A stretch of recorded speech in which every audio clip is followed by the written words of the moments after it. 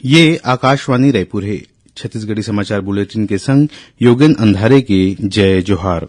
अब सुनाओ आज के प्रमुख समाचार। संसद के शीतकालीन सत्र 7 दिसंबर ले शुरू होही। 29 दिसंबर तक चलैया ये सत्र में 17 बैठका होही। सामान्य प्रशासन विभाग हा प्रदेश में सिंगल यूज प्लास्टिक के उपयोग में प्रतिबंध लगाए के निर्देश दिन। संभाग आयुक्त और जिला कलेक्टर मन जारी करेगे हे पत्र। और प्रदेश में 21 नवंबर ले 4 दिसंबर तक पुरुष नसबंदी पखवाड़ा के आयोजन करे जाही। अब समाचार विस्तार ले। संसद के शीतकालीन सत्र 7 दिसंबर ले शुरू हुई।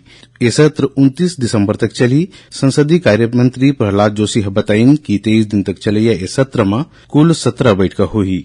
उमन आशा व्यक्त करत किहिन कि इस सत्र में विधायी कार्य सुचारू रूप ले होही और आने मुद्दा में चर्चा और विचार विमर्श घलो करे जाही। सामान्य प्रशासन विभाग प्रदेश में सिंगल यूज प्लास्टिक के उपयोग में जोर लगा ढंग ले प्रतिबंध लगाए के निर्देश दे है। इस संबंध में जम्मू संभाग आयुक्त और जिला कलेक्टर मला पत्र जारी करेगे है। पत्र में कहे गए है कि केंद्रीय पर्यावरण मंत्रालय 12 अगस्त 2021 के सिंगल यूज प्लास्टिक बंद करे के अधिसूचना जारी करे रहीस। एक अनुसार प्लास्टिक ईयरबड्स के संगे संग गुब्बारा व बने गए प्लास्टिक के डंडा, चॉकलेट, झंडा, स्टिक और थर्माकोल के संग आने प्लास्टिक की वस्तु जिखर मोटाई 100 माइक्रोन ले कम हो उनकर बिक्री और उपयोग पर ये साल 1 जुलाई ले प्रतिबंध लगा दे गए है। प्रदेश में घलो एकर पालन करे बर कहे गए है।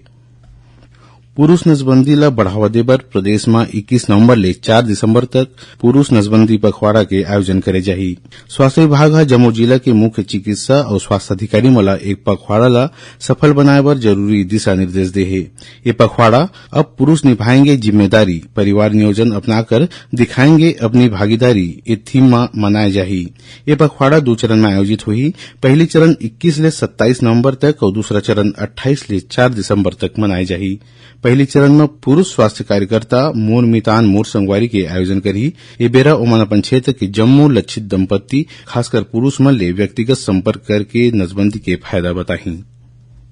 भाजपा नेता केदार कश्यप, महिला मोर्चा के प्रदेश अध्यक्ष शालिनी राजपूत और देवलाल ठाकुर आज भानु प्रतापपुर में आयोजित एक पत्रकार वार्ता में कांग्रेस पार्टी ऊपर आरोप लगावत किहिन कि एनयूसीआई के प्रदेश महासचिव ला दुष्कर्म के आरोप में गिरफ्तार करके जेल भेजे के बाद घलो कांग्रेस अभी तक चुप हवे। जे बात समझ ले परे है। उमन किहिन कि कांग्रेस ला भानु प्रतापपुर के जनता ले माफी मांगना चाहिए। बता दें कि कांकेर में एनयूसीआई के प्रदेश महासचिव ला पुलिस दुष्कर्म के मामला में गिरफ्तार करके जेल भेज दे हैं। जांजगीर चांपा जिला के विशेष अदालत नगर पंचायत अड़भार के तत्कालीन सीएमओ राजेश चंद्र त्रिवेदी और अकाउंटेंट गोपाल सिंह ठाकुर की जमानत याचिका खारिज कर दे है। इन दोनों जनों पर फरवरी 2019 में एंटी करप्शन ब्यूरो नगर पंचायत में आर्थिक गड़बड़ी के मामला में दर्ज करे रही से।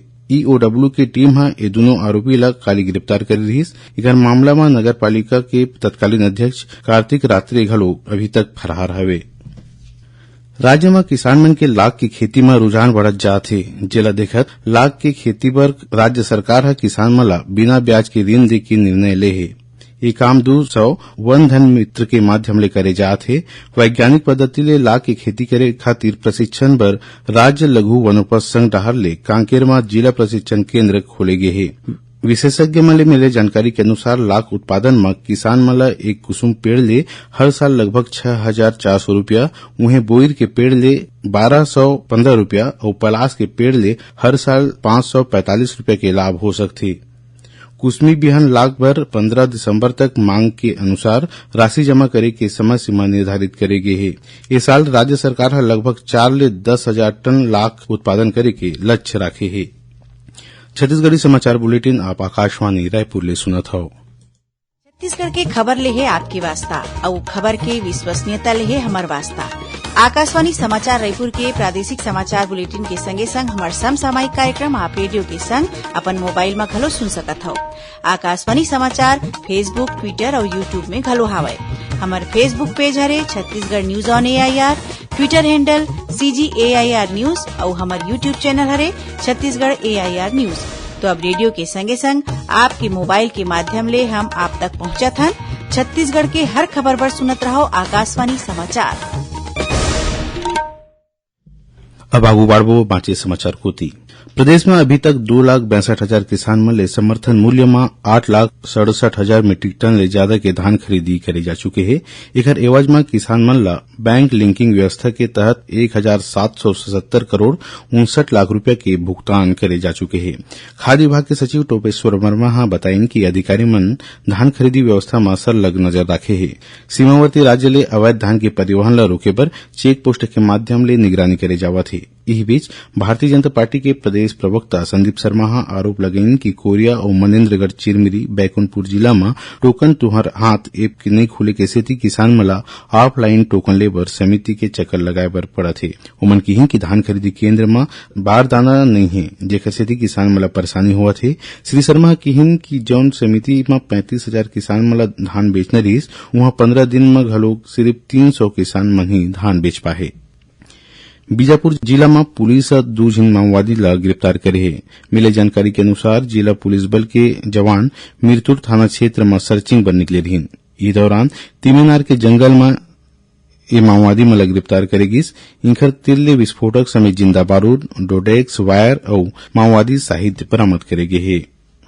कोरबा जिला के कटघोरा वन मंडल के पसान क्षेत्र में 44 हाथीमन के दल घूमत है। पाछू रथिया हाथीमन सेमरहा गांव के 2 मवेशी मला मार डालिन। उन्हें 3 ग्रामीण मन के घर लगभग तोड़ दिन। हाथीमन फसल ल घलोक नुकसान पहुंचाया है। वन विभाग की टीम हाथीमन पर लगातार नजर बनाए रखे है। ये थी मोहला मानपुर के तीर के गांव मन में हाथी के विचरण ले गांव वाले मन दहशत में है। वन विभाग के सरहदी क्षेत्र में जम्मू गांव में हाका परवा के सतर्क रहे बर कहे गए है।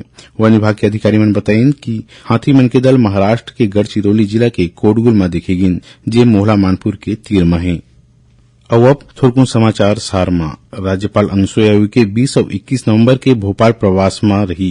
ये दौरान उमन काली भोपाल में रखे गए टैगोर अंतर्राष्ट्रीय साहित्य और कला महोत्सव विश्व रंग के समापन समारोह में शामिल हुई।